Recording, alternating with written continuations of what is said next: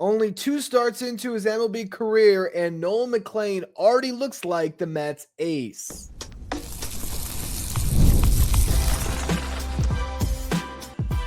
You are Locked On Mets, your daily New York Mets podcast. Part of the Locked On Podcast Network, your team every day. Hello to all you amazing Mets fans. You're watching Locked On Mets, part of the Locked On Podcast Network, your team every day. I'm your host, Ryan Finkelstein. I've been covering the New York Mets on this show since the 2019 season. It's the only podcast that covers the Mets 7 days a week throughout the regular season. If you want to find some of my written work, you can do so over at justbaseball.com, where I work as the managing editor. Now, on a night where the Mets scored 12 runs on a season-high 21 hits, the story of the day is not this Mets offense. The story of the day is Nolan McLean, who has come up to the big leagues, and 2 starts in, he really does look like the Mets ace. He has been unbelievable, and he is playing a stopper role for this rotation from jump. In his MLB debut, he was the stopper that we thought got this season back on the rails as the Mets reeled off 3 straight wins. And then your supposed aces, the guys who are supposed to be in that role for the Mets, and Kodai Senga and Sean Manaea completely blow a series against one of the worst teams in baseball in the Nationals. Feels like the season's on the brink again. But Nolan McLean has the ball on Friday night against the Braves. And what does he do? He breaks this spell.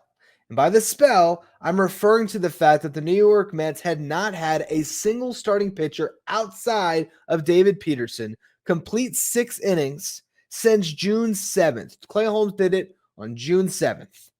And it took all of June, all of July, most of August before a starter finally got the job done. I made 2 different predictions on who would break that streak. I said it would be Nolan McLean before he made his debut. And I said, actually, just because baseball's weird, it might be Paul Blackburn. Well, obviously, it wasn't Paul Blackburn. They cut him before he would have gotten a chance to.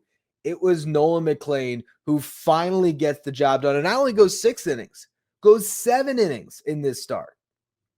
And what's so impressive about this game, to me, is how it all began. Nolan McLean grew up a Braves fan. They were celebrating the 1995 World Champion Atlanta Braves, the 30-year anniversary. Makes me feel old. I didn't watch that team, but I'm turning 30 next month. So pretty wild to think that that was 30 years ago, but then it's like, duh, you're turning 30, dude. But on a night where you got Tom Glavine, Greg Maddux, John Smoltz in the booth while he's pitching, he's got friends and family out there watching him, and he is going up against a Braves team that, mind you, I talked about it in the series preview yesterday. Over the last 2 weeks, no team in baseball had scored more runs than the Atlanta Braves. So you have all of that on Nolan McLean's shoulders, but it wasn't on his shoulders because he was just focused on his craft. But the first pitch of the game, he trips on the mound, spikes the ball, doesn't even get halfway to the plate. Somehow on all the bounces, I didn't even see it because I was watching McLean hoping he was okay as he was, gathering his footing after losing it. That ball hits Jurickson Profar, and so there's a leadoff man on 1 pitch into the game. What does he do from there? Calmly gets the next 3 guys out. Strikes out Matt Olson, and he had his number all night long. Gets Acuna to ground out, and then strikes out Michael Harris, gets back in the dugout. Just like that. Wasn't a 1-2-3 inning, but it might as well have been because that first pitch was obviously not on him. He just loses footing and hits the guy. Mets put up 2 runs in the second, 2 in the third, and 3 in the fourth. So all game long, McLean had that ability to just attack the zone, knowing that he had a big lead. And Carlos Mendoza talked about it after the game. This was not the same version of McLean we saw in his debut where everything was working, where he was dotting that sweeper. He could throw it backdoor for a strike whenever he wanted to, and he was going to that sweeper all the time, pitching backwards when he was, starting off a batter. Let's just flip that sweeper in there, get ahead. He just had the breaking balls locked in for his first start tonight. They really weren't the driving force for his success. Instead, he went more sinker heavy, fastball, threw more changeups and cutters than he did in his first start. And then he still wasn't scared of going to those breaking balls because He knows if he misses and he ends up tugging them a little bit and they just aren't in the strike zone, they're not going to hurt him. As long as he doesn't hang them, he's going to be fine. And it's tough to hang a pitch that's got a spin rate over 3,200 RPMs. So he is this incredible, weapon on the mound where he has so much in his toolkit for a young pitcher. I mean, this was a veteran performance to not have your best pitcher sweeper, but he just calmly goes to other things. And the remarkable thing about this start for Nolan McLean, he did not get a single out in the air until his 21st out of the day. His final out in the 7th inning, he gets a fly out. Everything else was on the ground. 2nd inning, 1-2-3 frame, 3 ground outs. 3rd inning, he gives up a leadoff double, gets a ground out, gives up a run-scoring single, strikes out Matt Olson again, and then Hayden Senger on the strikeout pitch guns out Jerks and Profar trying to steal for a strike him out, throw him out, double play. 4th inning, Acuna gets him for a leadoff homer. Next 3 guys all ground out, and Francisco Lindor makes an awesome diving play on Marcell Ozuna. 5th inning, Mark Vientos, it was his turn to make a diving play. He does that as part of an inning where, again, it was a 1-2-3 frame, 2 ground outs and a strikeout. 6th inning, 1-2-3 again against the top of the Braves lineup to finally break that curse of not having a starting pitcher get through 6, and he did it on a ground out and a couple more strikeouts, 1 on Olson, 1 on Acuna. And then in the 7th inning, he goes out there with 83 pitches, and he gets the next, well, 3. He did give up a hit, but he gets 3 final outs, 1 on the ground, picks up his 7th strikeout, gives up that base hit, and then the lone flyout of the day for his 21st out to get through 7. 7 innings pitched, 4 hits, 2 runs, no walks, did hit a batter on that first pitch, 7 strikeouts. Now, when you watch him pitch, I would understand if the pessimistic fan or the skeptical fan of the Mets front office right now sits back and says, why wasn't this guy up 2 months ago? Why wasn't he the one that replaced Kodai Senga when he went down in the middle of June? Because you would think that Nolan McLean would have pitched a lot better than some of the guys the Mets ran through that rotation, whether it was your spot starts from Brandon Waddell and Justin Hageman, the Frankie Montas experience. Obviously, Nolan McLean is better than all those guys. But what I will say is the way that he handled Matt Olson in this game is why the Mets front office can still hold up what he's doing right now and saying they waited until he was completely ready. And yes, they also waited until August 15th passed. And next year, if Nolan McLean wins the Rookie of the Year, which right now, to me, he's the favorite, they will get a draft pick, which is extremely valuable for a franchise that's consistently in the luxury tax and can use every ounce of bonus pool in their drafts. So to be able to get a draft pick out of this developmental success story, that is important for this franchise long term. But I also don't think it was all that. I think it was definitely a large part of their decision making. But it wasn't until his last 4 starts that he really figured left-handed batters out. We've talked about this on the show before. For the season, the right-handed batters against him in AAA had an OPS below 500. They just have never been able to touch him, and you can understand why with the breaking balls that he has in his arsenal. But lefties were getting to him. His OPS against left-handed pitching, against left-handed hitting, was in the mid-700s. But over his last 4 starts, he started to ramp up the strikeouts a ton. I think they went like 4 for 51 against him, left-handed batters, over his final 4 starts before he gets promoted. Matt Olson, those at-bats that he had against Nolan McLean, I don't know if it looks like that if they promote him a month sooner. I don't know. Because if he doesn't figure that out in AAA, how is he going to fare against the best left-handed hitters in baseball? And Matt Olson's a darn good hitter from the left side, and he made him look foolish. And I think part of it was the curveball in particular. That's just a really good weapon, I think, against lefties. Not that the sweeper's not, but I think the curveball in particular, because of the depth that it has, I just think that pitch works a little bit better against lefties than the sweeper. But regardless, what McLean did for this team, he inspired them with confidence. When that guy's on the mound and you feel the energy that he brings to a game, it just trickles down. And I don't think that it is a coincidence that the lineup piles on all these runs with him on the hill because I think they were feeding off his energy. They were feeding off the fact that every time they went back out in the field, they weren't spending a ton of time on their feet because Nolan McLean was getting 3 balls in the ground and they were right back in the dugout ready to go to work again. It helped too, for sure, that they were facing some bad Braves pitching, particularly after they knocked the starter out, Joey Wentz, and you get Eric Fetty just wearing it. But Nolan McLean clearly set the tone for the New York Mets, and moving forward, if he can go for the rest of the season, the way he's pitching, this guy is not only starting a playoff game, he might start game 1 of a playoff series. That is how good he's throwing the baseball. Awesome story so far. Can't wait to see his next start. But what I want to talk about in the next segment is that lineup that scored all those runs. We'll talk about what's going well for the Mets offensively in just a minute. Today's episode is brought to you by 5 Hour Energy Transfusion.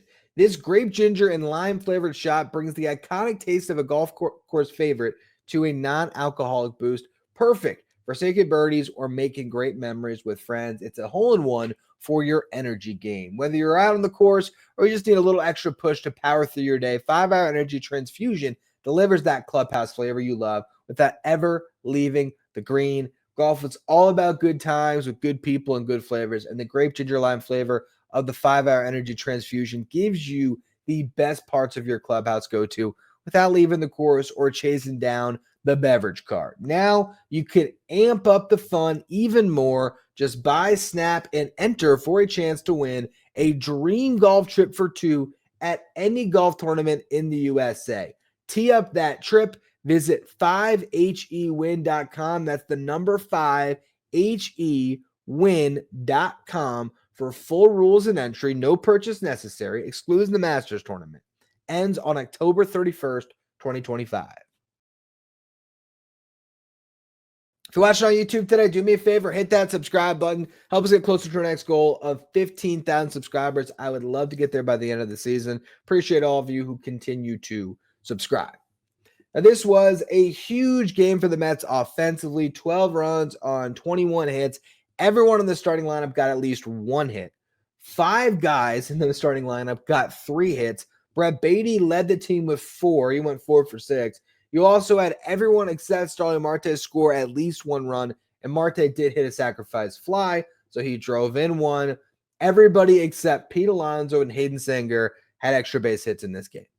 So it was an offensive onslaught, and it started against a pitcher in Joey Wentz, who's been throwing the ball really well and is a left-handed pitcher, something the Mets have really struggled against, but they did not in this game. And the bottom of the lineup got the rally going in the second inning. A 1-out single for Brett Baty.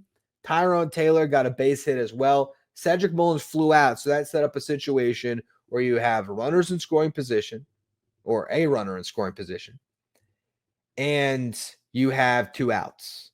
And Hayden Singer delivered a 2-out knock. Lindor drew the bases loaded. Juan Soto drew another walk as well, and that forced in a run. So 2-run score in that inning, but Singer with the big hit with 2 outs. Third inning, you had Pete Alonso lead things off with a single. Mark Vientos struck out. Brett Baty doubled. Tyrone Taylor grounded out, setting up another situation with runners in scoring position and 2 outs. And this time, it was Cedric Mullins who came through, drove one off the wall in right field, ended up getting a triple out of it as Acuna could not play it well off the wall, hit the wall so hard that brick out there and just caroomed way past him. So Mullins, an easy triple. Couple run score there. 4th inning, Francisco Lindor leadoff single. He steals a base. Juan Soto singles him to third. Marte got that sac fly I mentioned. Pete Alonso flew out, setting up another situation with still a runner on scoring position, 2 outs, and it was Mark Vientos that delivered an RBI double that scored the Mets their 6th run. Then Brett Baty singled Vientos to third, and then Tyrone Taylor doubled in Vientos. 7th inning, Francisco Lindor doubles in front of Juan Soto. Then Soto hits a 2-run homer, his 32nd of the season. There was one more late rally in the 8th where Brett Baty singled, Mullins doubled. Sanger got another RBI hit driving in 2. A 3 RBI game for Hayden Singer. Nobody, not even Hayden Singer's parents, his wife, whoever is close to him, had a Hayden Singer 3 RBI game in the big leagues this year on their bingo card. Nobody thought that was ever going to happen, but it does in this one. And then Juan Soto added the cherry on top with an RBI single to drive in Senga. Mets 8 for 18 with runners in scoring position. Again, it did help that a lot of that was against Eric Fetty, who was wearing it for the Braves, just eating up a lot of those innings, trying to get them through a ball game. But you still have to credit this lineup for just feasting on the bad pitching. And, if they had done that in Washington against some of those Nationals relievers, I might have won a series. But credit to the Mets for getting the job done. And to see this lineup clicking without Jeff McNeil, without Brandon Nimmo, without Francisco Alvarez, it's pretty awesome. And I will say, Tyrone Taylor, you got to give him credit. Really has had great at-bats the last couple games since he's been back in the starting lineup. It's funny because when the Mets got Cedric Mullins, I think one of the first games after they got him, they started Tyrone Taylor, and he had an awful game. And I remember saying at the time on the show, I said, the Mets need to just put this guy on ice for 2 weeks and have him just forget about everything, because it was months of this guy playing too much. Because the reality is Tyrone Taylor is a good fourth outfielder. Heck, he's a great fourth outfielder, but he's not a starter. And some guys can get exposed too much. And you have them in the lineup all the time, and bad habits develop, and they just end up giving you bad at-bats. But if you have them in a more limited role, all of a sudden, you might get a little spark off the bench. And that's what Tyrone Taylor is providing now. I don't think it means, let's start Tyrone Taylor for the foreseeable future. But it also means if Brandon Nimmo is still dealing with his neck on Saturday and you want to put Tyrone Taylor back in the lineup for one more game, he might still provide something for you. And obviously, he's always going to bring the glove out there. But the guys that are really driving this team right now, Francisco Lindor is scorching hot, which is great to see after how much he struggled through the middle of the season. If he can ride this momentum, and I don't expect him to hit 500 for the rest of the season, but if he can do what he did in August so far and keep this up throughout the rest of the season, which is not outside the realm of possibility, and what he's done in August, he's hit 5 home runs. He's hitting 372, 449 on base, 654 slug. It's tough to maintain that line, but can Lindor hit over 300 for the rest of the season from this point on? Absolutely. So if Lindor can stay hot, that's going to be big for this team. Juan Soto has 7 home runs this month. The most home runs he's hit in a month this season is June when he hit 11. I'm not going to rule out the chance that he could get over 10 again this month, because while that would still be 3 more home runs to hit in the final week here, he didn't homer in the first 5 games in August. He has 7 home runs in his last 13 games played. So it's like every other day he's hitting a homer. He can absolutely get into double digits again. And I think at this point, Juan Soto is going to lead this team in home runs. He's at 32 now, if I'm not mistaken. And I think 40 is well within reach for Soto. And he might even, I don't know if he'd quite push for 45, but that's not, outside the realm of possibilities as well. So when you have those two guys going at the top of your lineup, that's big. And Brett Baty has been unbelievable. He is right now earning a starting everyday role from the Mets, whether that's at third base or second base. Just depends on who else is playing well. But Baty in August sitting 378, 440 on base, 667 slug. That's a 1.107 OPS for Baty, who just every single at bat, it feels like he's 3-2.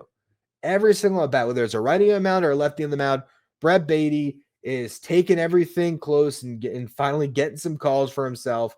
He's just so disciplined in the box. And then he knows when he's going to get a pitch to hit. When he does, he's doing damage. 4 hits for Brett Baty in this game. That's just a guy that has a great approach right now, that's putting himself in good spots, and he's cashing them in, and it's not going to stay like this. He's going to have his peaks and valleys, but if he has enough of these peaks over the course of a 162-game season, next year, Brett Baty can easily flirt with 25 to 30 home runs in an everyday role. He could post a 750 OPS and give you a tier below or a step below Gold Glove defense at third base, but very good defense at the hot corner.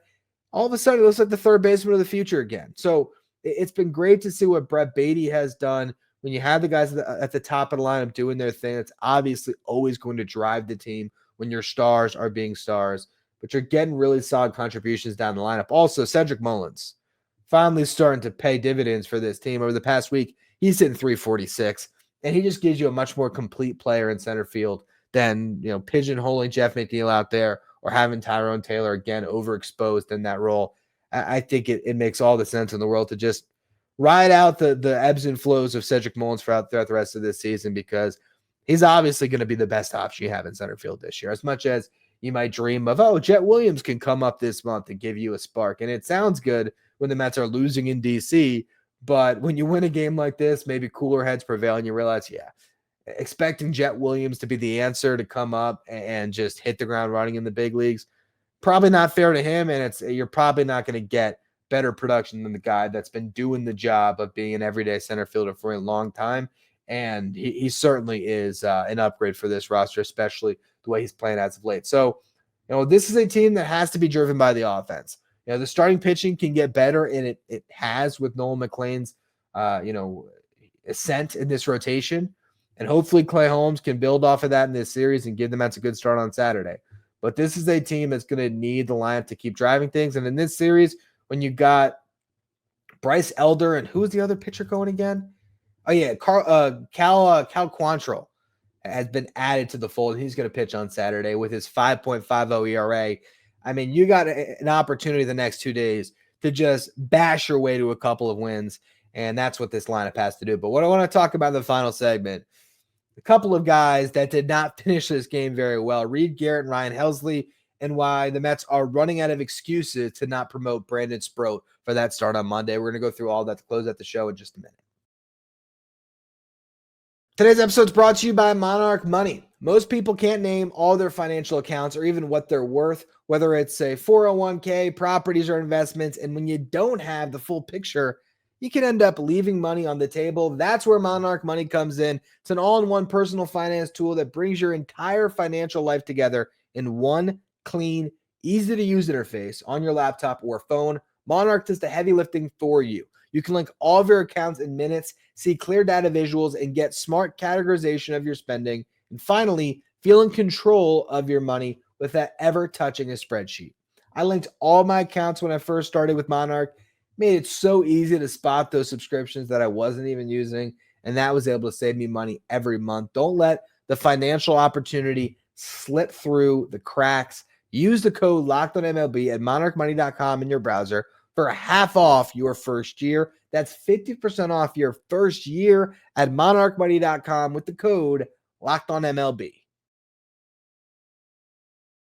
If you're an everydayer that always tunes into the show, make sure you become a Locked On Mets Insider. It's our texting service where you get updates from me anytime news breaks on the Mets. You can ask me questions anytime, take part in our Locked On Mets signed photo giveaways, and get the live graphics sent to your phone each day so you know who's in the starting lineup without ever having to go on social media. If you want to be a Locked On Mets Insider, find the link in the episode description or go to subtext.com/LockedOnMets.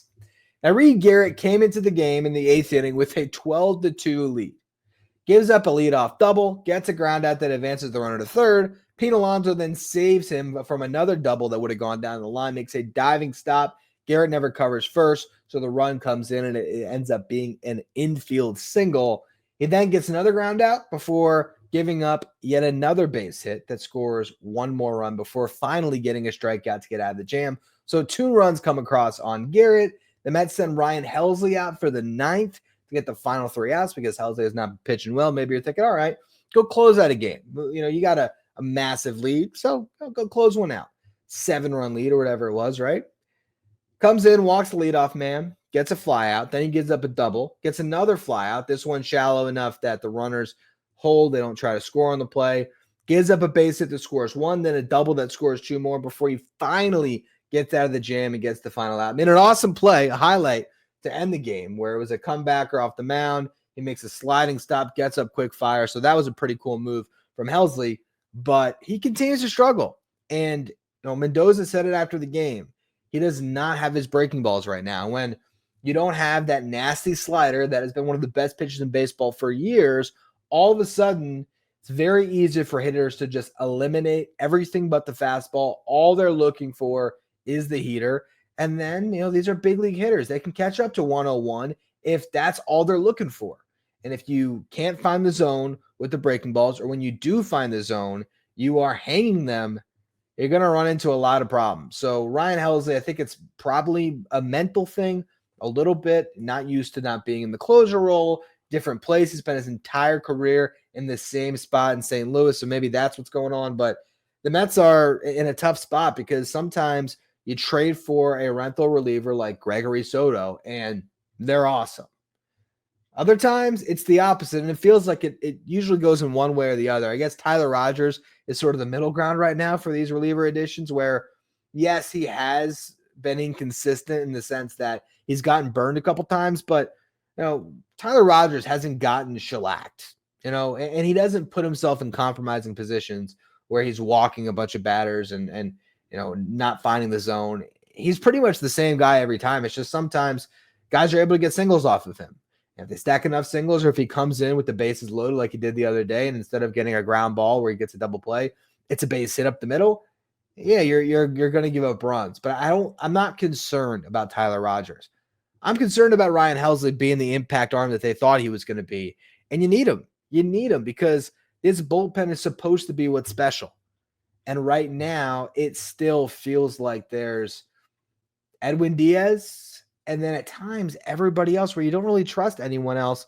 I will say, despite that one bad inning that he had, Brooks Raley to me still feels like the Mets' best reliever, not named Edwin Diaz at times. So seeing Raley in leverage a little bit more, I think would help.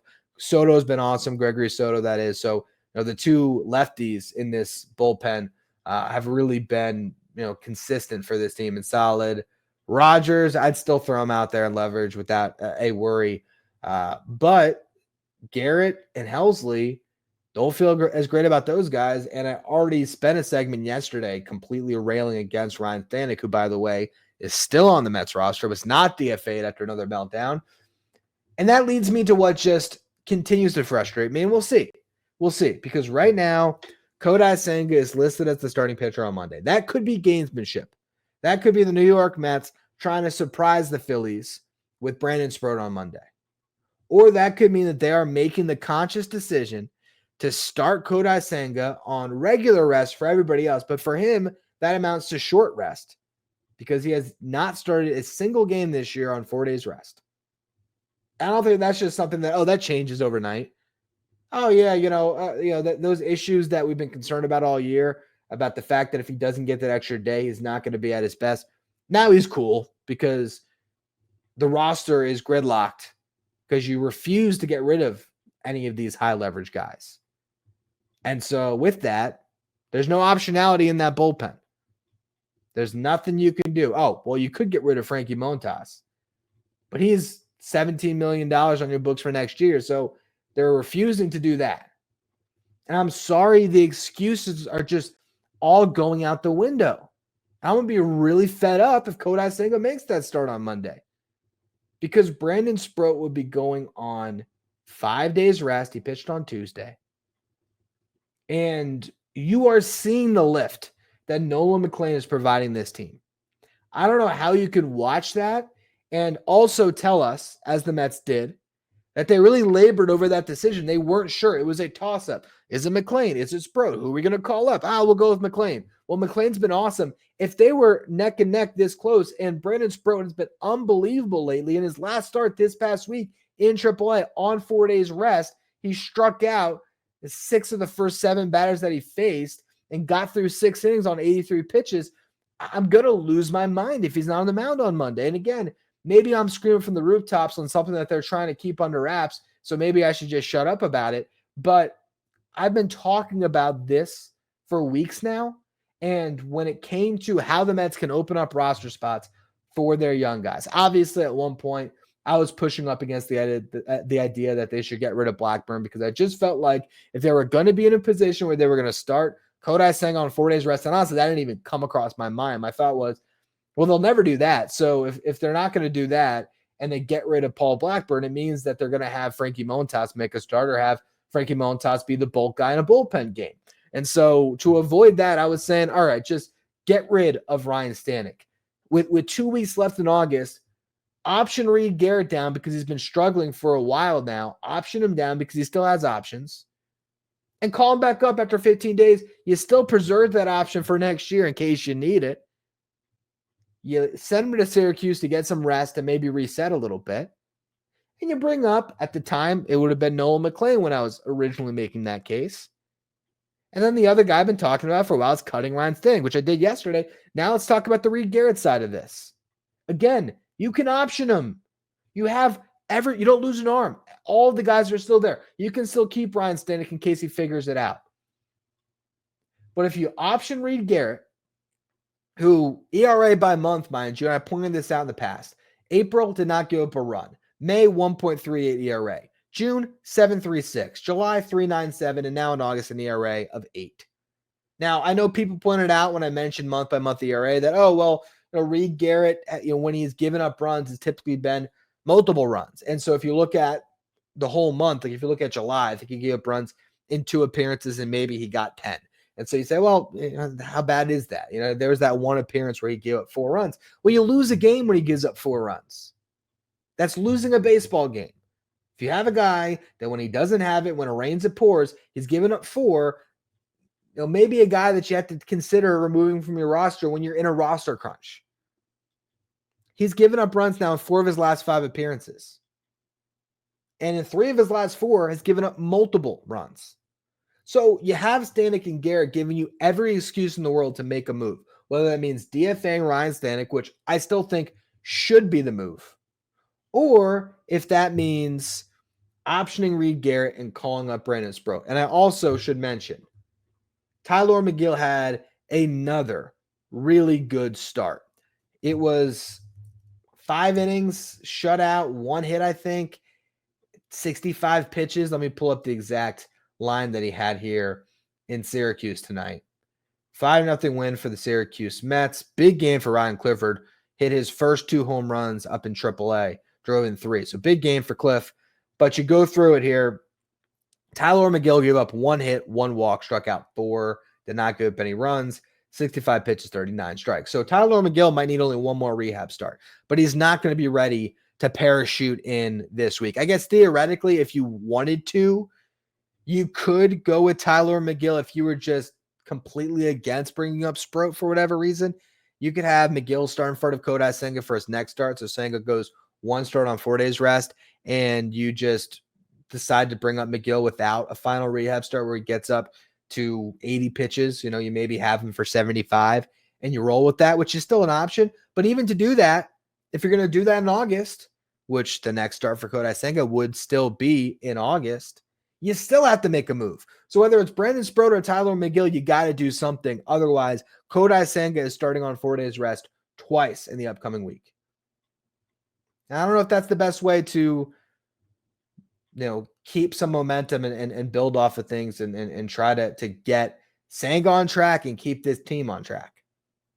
So we'll see. There's still 2 games left against Atlanta. We'll see what the Mets decide to do. But personally, if it was me, after watching what Reed Garrett just did, knowing that he's not going to be available on Saturday, and also wanting to start the clock on those 15 days, because when you option him, unless there's an injury, it's going to be 15 days before you can call him back up, I'd send him down on Saturday. I would option him. If you are just so against DFAing Ryan Stanek, which it feels like the Mets are, fine.